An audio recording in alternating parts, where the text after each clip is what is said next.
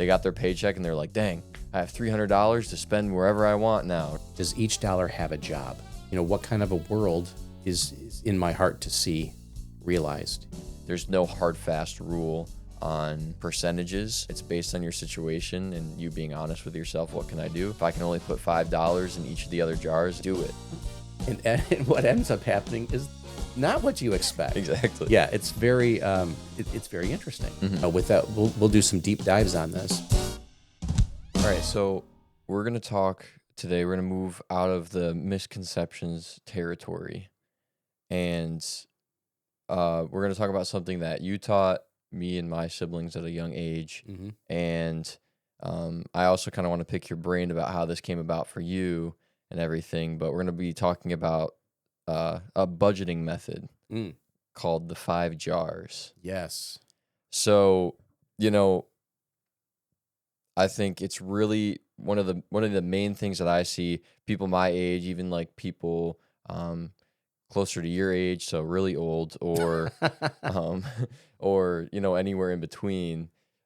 If you're not budgeting, it's really easy to feel like you get paid and your money disappears all of a sudden. You're like, where did it all go, right? Right. And so, some people have like all kinds of different budgeting methods. You have, the people that are all about like investing, and the people that are all about get out of debt or just save your money, and so like, is there a healthy balance? Is one better than the other? But I feel like this was something that honestly changed the way I viewed money at a young age. It helped me never run out of money, and I thought it was really helpful. So I'm curious. Give me high level. We'll go into a little bit more detail, but today's going to be a little bit more like of a high level sort of idea, and then we'll go into in future weeks the specifics of like the heart behind, the goal behind, and practicals behind each of the 5 jars. Yeah. Okay, so give me a high level. What is the 5 jars, and how did you come about finding the method itself? Right. So usually, when change comes into your life, good positive change for growth, it comes because someone introduces what I call like a powerful idea. Ideas can really open your mind to seeing things you've never seen before. So for me, when I was a lot younger, long time ago, horse and carriages, and the idea was, Ryan, are you giving the dollars that you're earning, the money that's coming in, does each dollar have a job? Was the question. Am I giving each dollar its own job to do? And at that time in my life, I had never thought about it that way. I'd never been taught that. I was like, what an interesting idea. And so I'm like, at that time, like, no, I don't even think about it that way, and, budgeting and finances at that time in my younger life was kind of all over the place. And there wasn't really any direction or any purpose in what I was doing. It was just surviving. It was the money coming in and I've got to pay bills and I'm just kind of going through life. And maybe someday I'll be able to do this thing called investing, right? So that was the first high level concept, to give every dollar a job, because like you were saying, a lot of people feel like the money's just disappearing at the end of the month. They don't really know where it's all going. And so this was a way to kind of get ahead of everything, that before it comes in, here's how we're going to assign jobs to everything that's coming in. Right. And so then it was broken out into conceptually, we call it 5 jars, but it's more of a concept of like 5, main categories. Right. That where your money can go and have a specific function and a job that it's doing for you. I remember when we were younger, you actually physically went and bought us jars. We did. And because we only had like a few dollar bills and some change, but it was like you were teaching us the concept. Like we had each jar, all 5 of them, and then we had them labeled. And then every time like we had money or something, we split it up between the 5 jars. Right. And, you do the math and like, this is the percentage you put in here and all Hmm. these different things. And so that's a distinct memory I have of like the physical jars. Right. But, as you get older, you don't do the actual jars, but it's a great thing to do with your kids as we go through this if you want to buy them actual jars. Can you imagine if Warren Buffett actually had jars for his? How big would Been those really jars be? big, really big jars, especially if it was all in change. Yeah. Yeah, all Like his ours. dividend income from Coke is all Yeah, in pennies. all right? in pennies. Yeah. Gosh, I don't even want to know how many pennies that'd No, be. I don't think there's that many minted. Yeah. No. So more specifically, like, okay, so what like stage of life were you in when this like became prominent and like important, Hmm. and it came up and you're like, okay, I need to start doing this to like change what I'm doing currently? Yeah, so I was a very young man. It was in my 20s, and we were starting to have a family. Your mom and I, Kira came along, and Ashlyn very quickly thereafter. And it was I don't remember the exact day, but somewhere in that time frame where this powerful idea was introduced, and it came at the right time because I'm like, yeah, because kids get introduced to your life becomes more expensive, and this powerful idea came in, and I believe the Lord was using it to help me begin to see our future differently and how to plan for our family going forward. And so that's where we started to bring the incremental practice in, because the other thing too is that, if you're 16, let's say, and you just got your first job, and, you're working at, maybe a restaurant, and you're bringing in some, your first checks, this is great to be able to start this practice at that age, because you can get started and you really can do some amazing things and build a good habit. By the time you're 20, you can find yourself in a really different, starting off on a good foundation financially. Right. Now, to the other person that might be listening to this is maybe a little farther down the road, maybe they've not really ever budgeted, I'm just putting that in quotes, Mm-hmm. or really kind of had a strategy or a practice, a discipline with their money. Might be like, man, with where my finances are, I don't know if I could do anything but spend it all each month.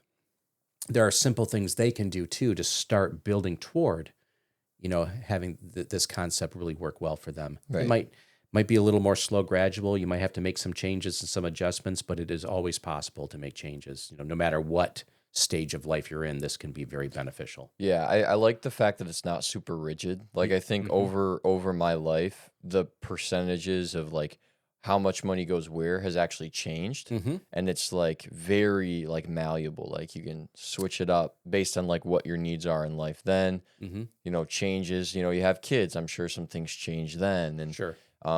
if your income changes, you're like, okay, well, and one other thing, it like kind of teaches you like and shows you how much money you actually need to like live on, and it helps you kind of like cut out the stuff that doesn't you don't necessarily need as well, Interesting. Yeah, I because like it. like if you're not budgeting at all, your paycheck comes in and then all to you that's all spending money, right? Right. Or maybe to some people it's all spending money. I know when I was first growing up and my friends and I were starting to get like first jobs and everything, they got their paycheck and they're like, "Dang, I have $300 to spend wherever I want now," right? Yep.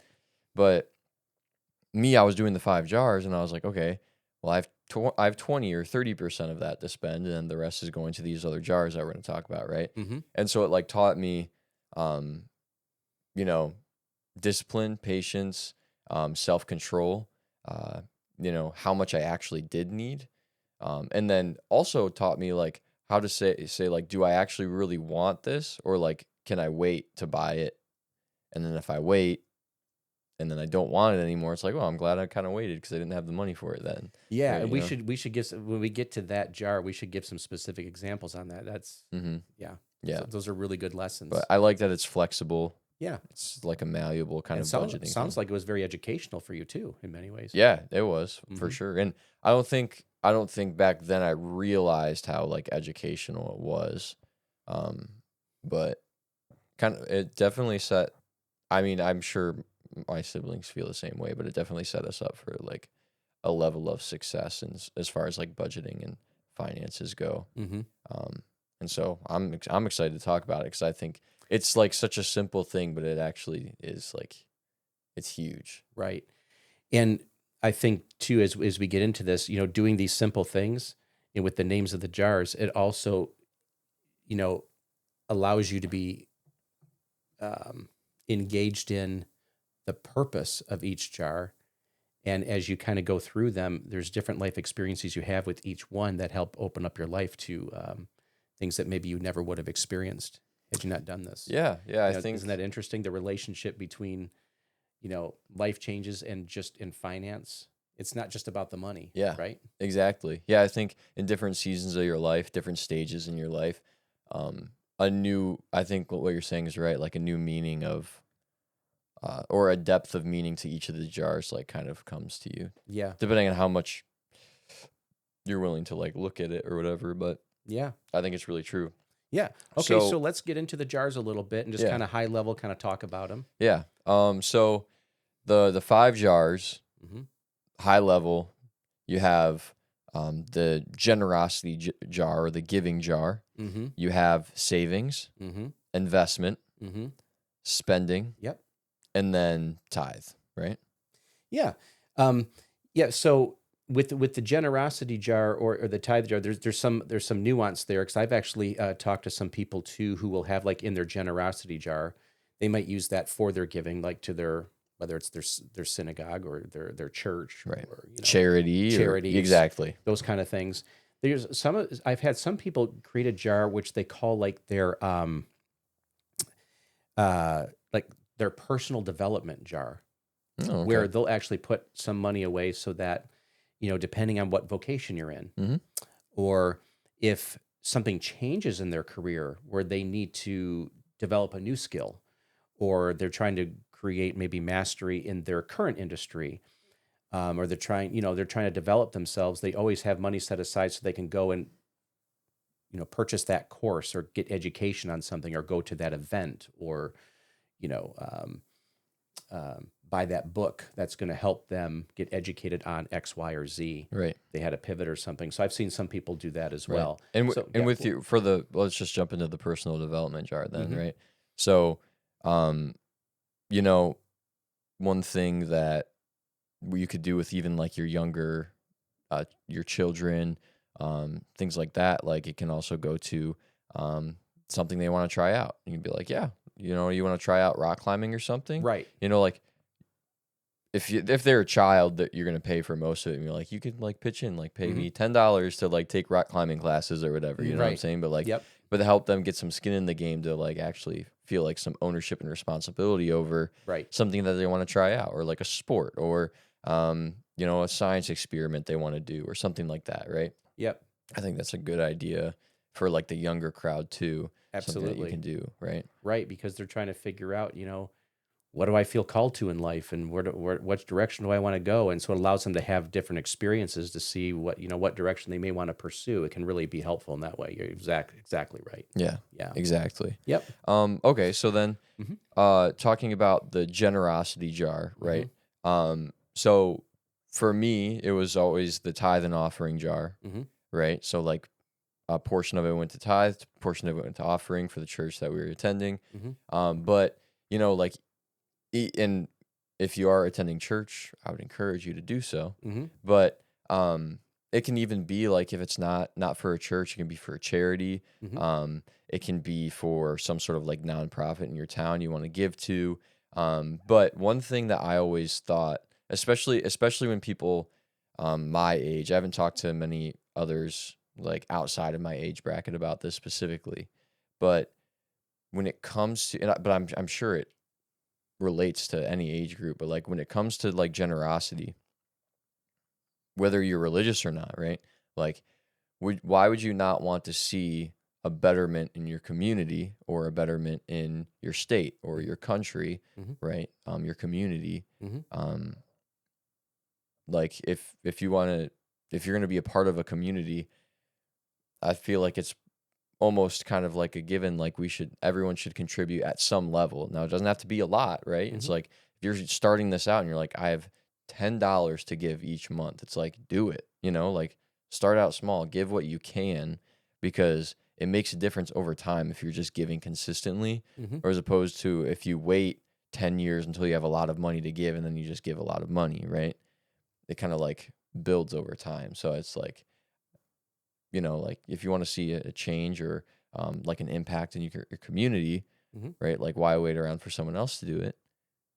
That's kind of like goes with the generosity jar, like Right. you can kind of see it that way. What are Yeah. what are some of your thoughts on it? Yeah. It's, the question you're asking yourself and what the jar allows is, what kind of a world is in my heart to see realized, Yeah, because the generosity jar can be to organizations, like you're saying, can also be something really personal touch that you're making in maybe another individual's lives, exactly.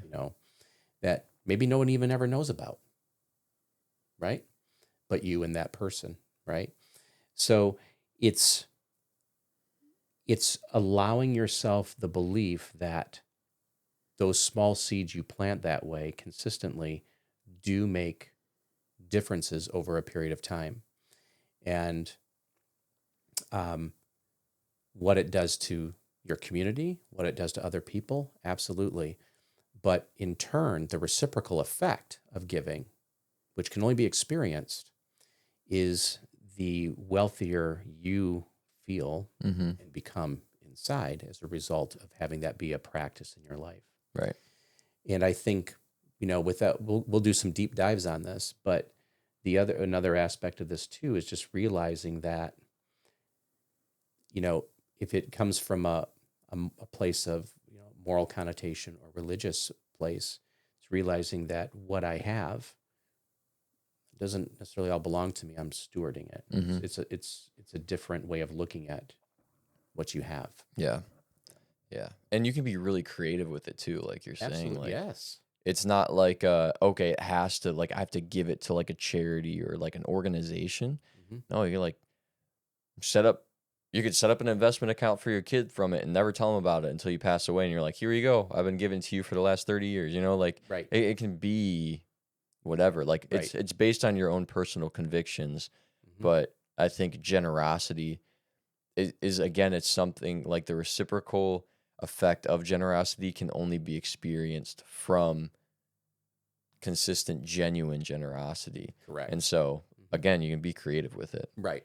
Okay. Um, but then there is we can talk about spending, first one that came to my head. So Okay. Spending. we've talked about the personal development jar, we've talked about the generosity jar. Hmm. Then you have the spending jar, Hmm. which might be pretty self-explanatory. It's a percentage of your money that you're putting into spending, Hmm. right? Now some people feel like they need more spending money than they actually do. Hmm. Um, Okay. Yeah. but or they're completely off. They're like, oh, I actually might need a little bit more spending money, right? Yeah. So would it be your opinion that like there shouldn't be like there shouldn't be a benchmark that we would tell people like you should at least do 40% or whatever, you know what I'm saying? But it's more so as long as like you look at your situation, you're being honest with yourself, right? You'd be like, "Oh, I could cut this out," or "Oh, actually, no, I need this," right? And then like set the benchmark and then sticking to it. Yeah. So what we did, and again, we want to be really clear. There's no hard, fast rule here. Yep. But like with you guys, we said, give this a shot. Just Hmm. start here. Try to see if you can build a habit where you are just, on terms of living on or spending, no more than 40 to 50% of what you're making. Yeah. Just start there. What's funny about that Hmm. is so like in middle school, high school when I was doing it, I was doing like 40%. Hmm. And then as I like got older and like got higher paying jobs and stuff like that, I actually went down. I was like, oh, I could go to 30%. You know what I'm saying? Like Yeah. I was like, oh, because I think I realized we'll talk about like the investment jar and the savings jar Hmm. and the other jars too that we just talked about. But Sure. I think I realized the importance of the other four jars as well. Hmm. Because I like see it. It's almost like they're all investment jars. It's like you're investing in something different. But I Yes. was like, I saw the importance of that and I was like, I'll give this up so then I can put more money towards these things. And so I started spending less money on other things, if that makes sense. Like It I went down to does. 30%. Yeah. Yes. I think that shocks a lot of people because you're not the only one who's ever told me that. Oh, yeah. The realization that, you know, I thought the opposite was going to happen. And what ends up happening is not what you expect. Exactly. Yeah, it's very it's very interesting Hmm. that that's what can occur for many people. So we just had you start at that percentage just to get into the habit and flow before your life took on more responsibilities and different things, just so you had a habit or a baseline to start from. Because I know there's going to be some people listening here going, live on 50% of what I make? Oh, not right now. I couldn't do that. Right. That's fine. Yeah. We're not, don't feel guilty because you have to Right. spend 65 or 70% or more. Right. It's just know where you're at Hmm. and let yourself use that as a baseline. And then, like you said, as you go through the experiences of using these, your life begins to be educated through your different experiences and things will begin to shift and change over time. Right. And again, I just love it so much that it's so flexible. Yeah. It's like a lot of budgeting plans that I've heard or seen are just like so rigid. It's like, okay, Okay. you have to do 20% here, you have to do this, Yeah. right? But it's like, no, like it's about the principle of each jar. Mm-hmm. And then based on you being honest with yourself and your own personal convictions. Correct. And if you stick to it faithfully and consistently, it works. It does. So then you have the savings jar, Yep. which what would you categorize the savings jar as? Yeah. So the savings jar, and we won't hit all the things that probably other people out there use it for, but Mhm. like you're putting money away for the larger purchases in your life that you might make, whether that's a new vehicle or if you're a homeowner and man, we have to replace this our oven or our microwave, some big expense happens or a new roof on the house, or having a money set aside for what we call emergencies. Mm. Um, a lot of good financial practices and other advisors out there will say, have a certain amount set aside that we would consider like, you know, um, a certain number of months of your income or spending Mhm. set aside for, if someone loses a job, or they're changing careers or, they have to take work off for some medical reason and income stops. If you're living paycheck to paycheck, you're going to feel stress and pressure of like, what do I do now? Right. Mm. If you have the money set aside for emergencies, 3 to 6 months or more set aside in living expenses, then you can know if something shifts that was unexpected, you don't have to panic right away.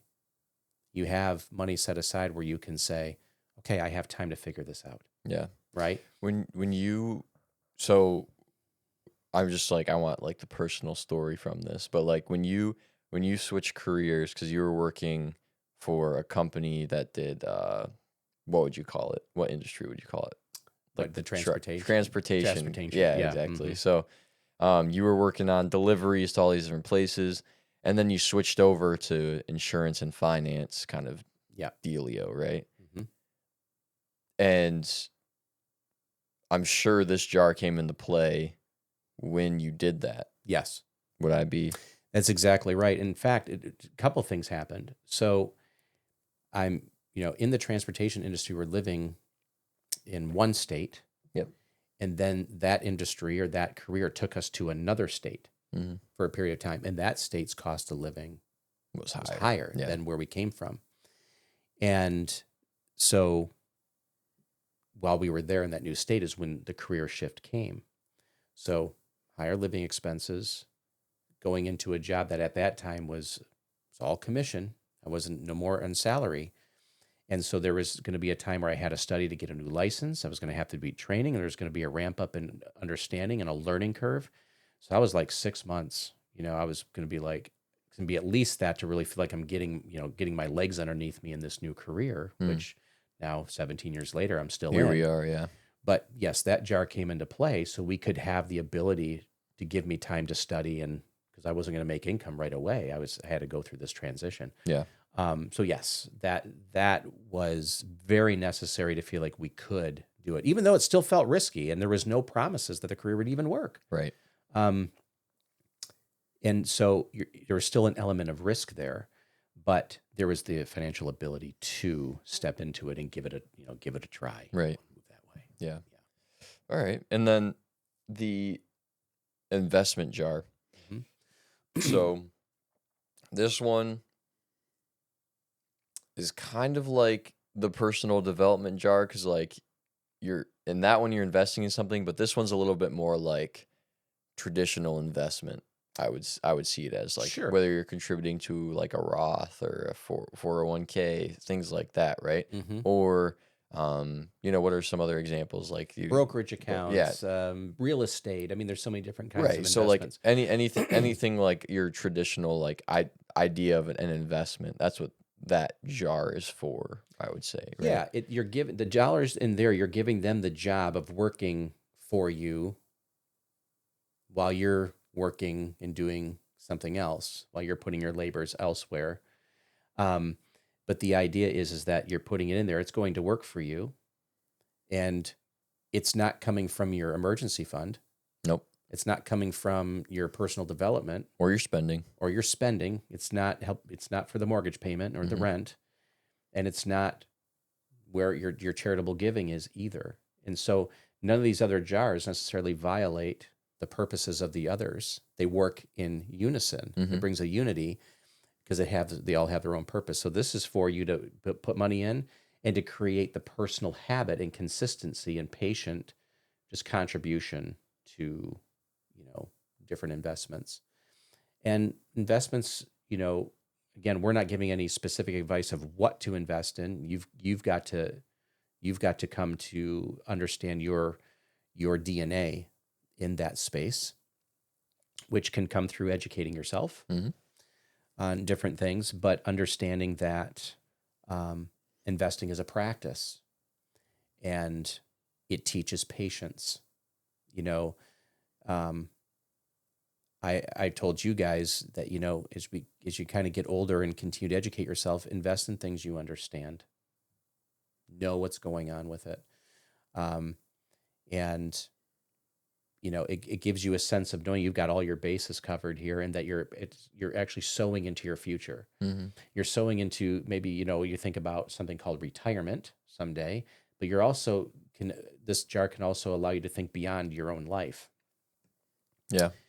um, and uh, and it's the the practice of multiplication, watching things grow over time without you having to be like, it's not your hard labor; it's what's working for you. It's more of a passive type of. I mean, you're intentionally doing it, but it's passively working for you while you're sleeping.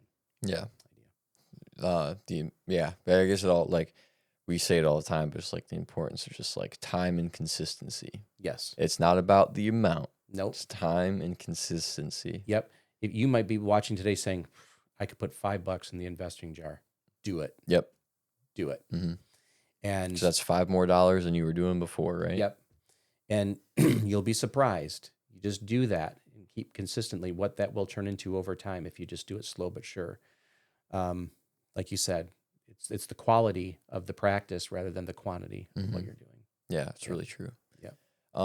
Yeah. So that's kind of the idea of the 5 jars. Hmm. It's you don't have to have actual jars. If you have kids, I would suggest it. I've experienced it firsthand. Yeah. It's a great visual kind of thing that teaches you the concept, and it's a fun little thing. Like I remember being excited when I got money. It's like I'm gonna go put it in my 5 jars or Yep. whatever. And I Yep. know you guys always had like change to exchange Yep. whatever I had, so we could split it up into percentages or whatever. Hmm.